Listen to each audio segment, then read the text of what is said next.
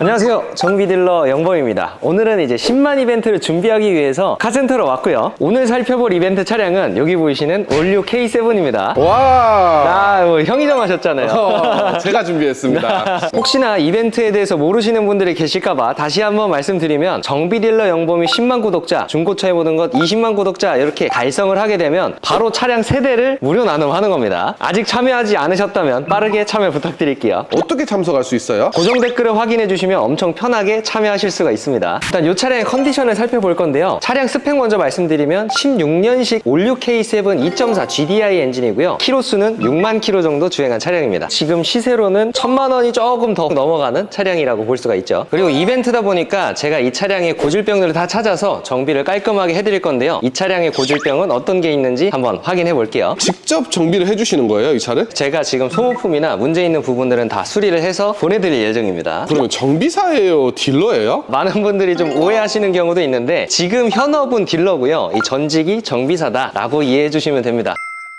이 차량은 2.4 엔진인데요. 첫 번째 고질병은 GDI 노킹이나 엔진 후에 감소 이슈가 있다는 겁니다. 노킹은 뭐예요? 공회전이나 악셀을 좀 밟았을 때, 힘을 받을 때 따라라라랑 하면서 문 노크를 하는 듯한 소음을 얘기를 합니다. 이쪽 엔진 안에 실린더 내벽에 있는 스크래치로 인해서 따라라라라 이런 식으로 치는 듯한 소리가 나는 게 노킹이에요. 확인 방법은요, 간단하게 시동을 먼저 걸어서 엑셀링을 해보는 거예요.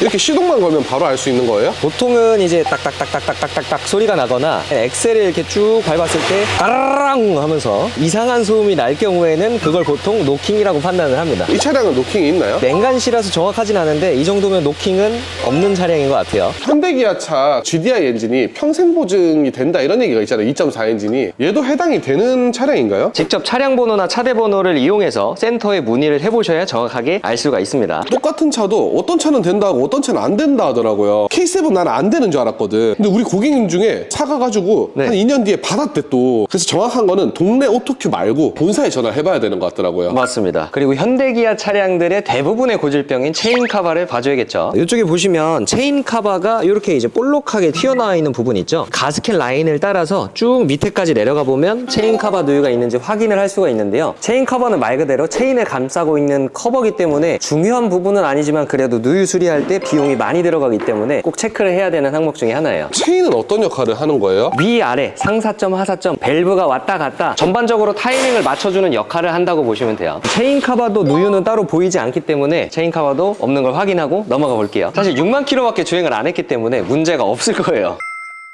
얘는 지금 몇 단 미션을 사용해요? 2.4 엔진에 일단 6단 미션을 다 사용하고 있어요. 8단 미션은 또 고질병들이 많던데 6단 미션은 좀 괜찮은 편인가요? 6단 미션은 엄청나게 오래 쓰기도 했고요. 거의 모든 차량에 다 들어가다시피 할 정도로 많이 사용된 미션이라서 고질병은 거의 없다고 보시면 돼요. 그럼 왜 8단 미션을 쓰는 거예요? 6단 미션 다 쓰지? 그렇게 따지면 4단 미션은 고질병이 더 없었거든요. 6단 미션으로 넘어와서 시행착오를 조금 겪고 오랜 시간이 지난 뒤에 6단 미션은 문제가 없다. 그러고 나서 또 이제 8단 미션을 좀 많이 사용을 하게 되는 거죠. 단수가 많아지면 그에 따른 이점 또한 좀 크기 때문에 그렇게 선택을 해서 요즘에 제조사에서 단수 높은 미션으로 사용을 하는 게 아닐까 싶습니다. 그리고 또 고질병이 핸들에서 소음이 난다는 건데요. 가만히 조용할 때 들어보면 슥슥슥 꾸르륵 꾸르륵 하는 소리가 나는 경우가 있는데요. 이게 슥슥슥 소리가 나는 경우에는 안에 스몰 베어링이라는 핸들 조향 장치의 베어링이 하나 있어요. 베어링에서 소음이 나는 건데요. 기능적으로 문제는 없지만 수리할 때 5, 6만 원 정도 들어가는 부품 중에 하나니까요. 간단하게 확인할 수 있으니까 한번 확인해 주시고요. 꾸르륵 꾸르륵 소리가 나는 경우, 에어백이나 이제 이런 전원 공급을 좀 전반적으로 담당해주고 있는 클락 스프링에서 소음이 나는 건데요. 이 안에 있는 스프링에서 어긋나면서 나는 소리라고 보시면 되고요. 이런 부분들도 현대기아는 대부분 10만 원 이내로 수리를 할 수 있는데, 진짜 문제는 MDPS예요. 옛날에는 엔진의 힘을 빌려서 파워펌프 방식으로 핸들에 힘을 줬었는데 요즘에는 전자식 핸들입니다. 운전자의 신호에 맞게 안에 있는 모터가 핸들을 돌리기 편하게끔 해주는 건데요. 그 부분에서 고장이 나게 되면 모터입니다. 모터는 금액이 비싸고요. 새 부품으로 교체를 했을 때는 100만 원이 훌쩍 넘는 경우가 많고요. 중고품으로, 재생품으로 교체를 해도 50에서 60만 원 정도 하는 고가의 수리비가 나올 수 있으니까 주행을 하면서 또는 제자리에서도 핸들을 돌려보면서 확인을 해봐야겠죠. 보통 MDPS 결함이라고 하면 많이들 알고 계신 자석 현상, 반대편에서 잡아당겨서 자석이 똑 끊어지는 듯한 그런 느낌으로 핸들이 왔다 갔다 하는 경우, 핸들이 갑자기 무거워졌다 갑자기 가벼워졌다가 하는 경우가 있어요. 이건 시운전만 하면 바로 체크할 수 있는 부분이기 때문에 간단하게 확인이 가능합니다. 이 차량은 핸들 유격이나 소음, 자석 현상 이런 건 따로 느껴지는 건 없네요. 하체 리프트를 띄우고 언더커버를 탈거를 했는데요. 하나씩 보면서 어떤 부분을 잘 보셔야 되는지 말씀을 드릴게요. 여기 가장 크게 보이는 부분이 엔진오일 하부팬인데요. 이쪽 부분에서도 볼트 라인을 따라서 가스켓에서 노유가 되는 경우가 많기 때문에 이런 것들도 라인을 쭉 다 둘러봐 주시면서 촉촉하게 맺혀 있거나 먼지가 떡져 있거나 이런 데가 있는지 한번 확인을 해주고요. 엔진오일 하부팬과 바로 연결되어 있는 게 엔진오일 상부팬입니다. 엔진오일 상부팬은 실린더 블록이랑 같이 연결이 되어 있고요. 연결되는 접합 부위를 쭉 따라가면서 확인을 해주셔야 됩니다. 그리고 바로 옆에 보이는 게 미션인데요. 여기 보이시는 게 미션 오일 팬이에요. 거북이 등딱지처럼 생겼죠. 미션 오일 팬에서도 이런 연결 부위, 볼트가 연결되는 이 가스켓 라인들을 쭉 따라가서 봐주시면 되고요. 변속기 케이스는 이렇게 대부분 다 핑크색 실리콘으로 되어 있어서 찾기 편하실 거예요. 이렇게 라인을 쭉 따라가서 누유가 없는지 확인을 해주시면 되고요. 그리고 이것도 고질병인데요. 등속 조인트가 허구 헛날 터져 있는 게 바로 이 차종입니다. 엔진에서 나오는 출력을 미션이 받아서 미션이 등속 조인트로 바퀴로 전달을 해주는 겁니다. 그럼 여기 엔진오일 하부팬 위에 있는 엔진에서 네. 힘을 받아서 미션으로 갔다가 등속 조인트로 가는 거군요. 네. 근데 이게 왜 잘 터지냐면요. 운전할 때 좌회전도 하고 우회전도 하고 유턴도 하잖아요. 네, 이렇게 관절이 오. 이동을 해야 되기 때문에 관절이 터지는 경우가 있는데요. 단순히 이렇게만 각도가 조절되는 게 아니라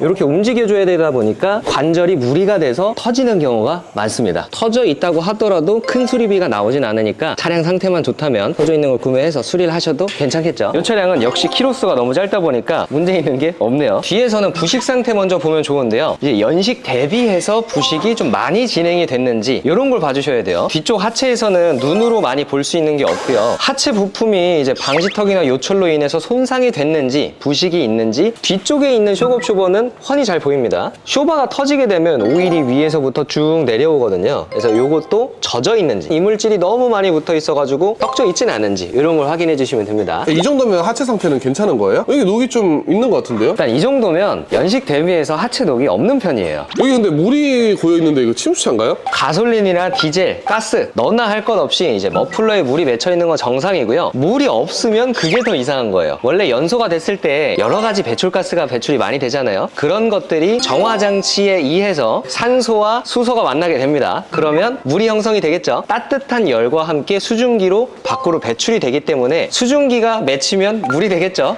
물이 이렇게 맺히는 겁니다.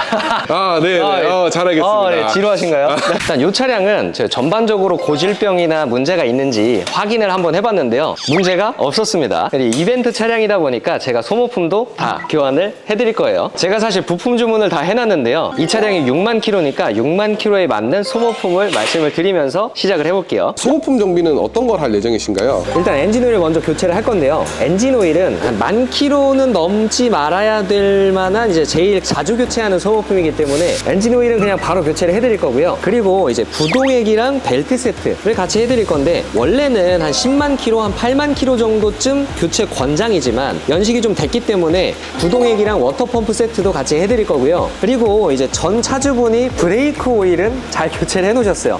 워낙 깨끗해서 브레이크 오일은 보통 한 4만에서 5만 킬로대 교체를 권장드리는데 이 차가 6만이잖아요. 얼마 전에 한 것 같아요. 그래서 브레이크 오일은 이번에 패스를 하고 그리고 이제 이쪽에 바로 보이시는 점화 플러그 코일을 교체를 할 겁니다. 근데 이것도 또한 10만 킬로대 교체 권장 품목이긴 하지만 그래도 이제 이벤트로 드리는 김에 교체를 해드리는 게 좋지 않을까 해서 교체 품목에 넣어놨어요. 그리고 미션 오일도 교체를 할 건데요. 미션 오일도 마찬가지로 많은 분들이 아시다시피 10만 킬로대 교체 권장인데 연식이 좀 됐기 때문에 오일은 산화가 되기 때문에 키로수가 많이 안 됐더라도 교체를 해줄 예정이에요. 이 정도만 하면 기름만 넣고 타시기는 충분할 겁니다.